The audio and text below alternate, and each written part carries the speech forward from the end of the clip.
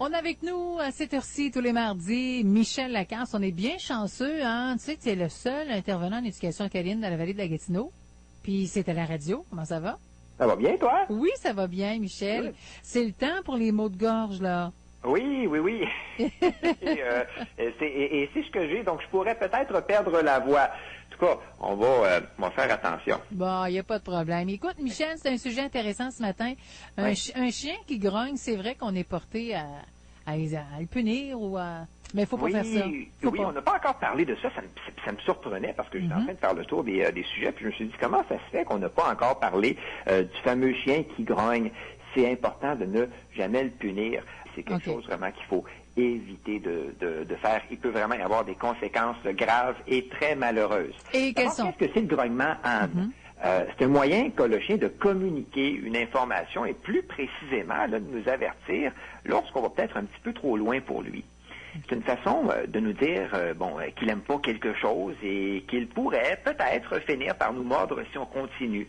C'est de cette façon-là qu'il faut interpréter ou définir le grognement. Par exemple, le chien qui s'amuse avec une balle et qui grogne lorsqu'on s'en approche. OK. Il y a peut-être un problème de possession de jouet, là, mais au moins le chien nous le signale, ce qui fait qu'on s'enlève de là et qu'il n'y a pas de morsure. Touche pas ma balle. Ouais, la raison pour laquelle il est important de ne pas punir le grognement, c'est justement parce qu'on veut que le chien continue de nous avertir lorsqu'il y a un malaise pour que nous, ça nous donne le temps de réagir. On ne souhaite pas qu'un chien attaque sans avertissement et c'est exactement ce qui peut finir par arriver si on punit le grognement. Mais si on veut faire quelque chose lorsque le chien grogne, on va identifier ce qui provoque la réaction et on va ensuite travailler sur le problème. Maintenant, si on regarde ça de près, généralement, c'est pas mal toujours pour les mêmes raisons que le chien va grogner. Il va le faire par peur. Oui. Par exemple, pour garder à distance un humain qui lui fait peur, qui l'effraie et qui voudrait peut-être s'en rapprocher ou encore essayer de lui enlever un os. Là, c'est différent, mais le chien a encore une peur, et c'est la peur de perdre quelque chose dans ce cas-ci. Le chien peut aussi grogner parce qu'il a mal à quelque part et qu'il ne veut pas se faire toucher. Alors, on respecte ça. Oui. Moi, j'ai un chien, tu le sais, à la maison, qui a subi dernièrement une opération à une patte pour un ligament croisé, et qui porte encore un plâtre. Donc, il est certain que si je commence à jouer avec sa patte, je risque de me faire avertir. Et ce serait, je crois, la même chose aussi avec l'humain qui aurait une jambe dans le plâtre. Ben oui. Alors, on fait attention. Autre chose de grognement, le chien qui veut se défendre, le chien qui punit physiquement et qui veut éviter un coup. Alors, l'animal réagit parce qu'il est bien sûr menacé. Alors, ce sont des exemples de raisons qui vont faire qu'il pourrait y avoir du grognement. Il y a d'autres exemples également, on pourrait continuer très très longtemps. L'important, peu importe, c'est de toujours écouter notre animal. Oui. Je sais qu'il y a des gens qui acceptent pas qu'il grogne, mais il est inutile de lui infliger une quelconque punition physique lorsque c'est le cas. Ça règle pas le problème, ça nuit à la relation et ça augmente de beaucoup les chances de se faire mordre. Alors, qu'est-ce qu'on doit faire lorsqu'on a un chien qui grogne?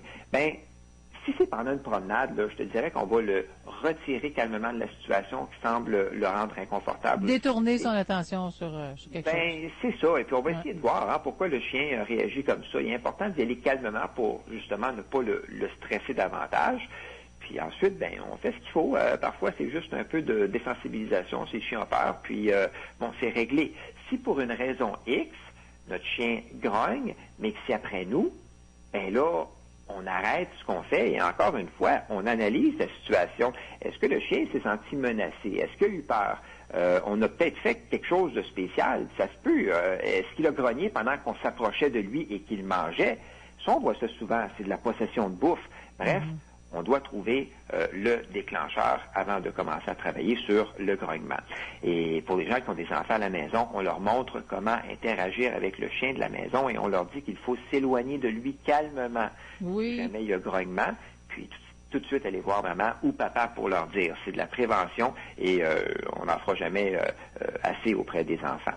Alors, ma chère Anne, tout ça pour te dire que le grognement, c'est quelque chose d'utile qui permet au chien de communiquer et qui nous permet aussi de mieux le comprendre. C'est pourquoi il faut éviter à tout prix de le punir.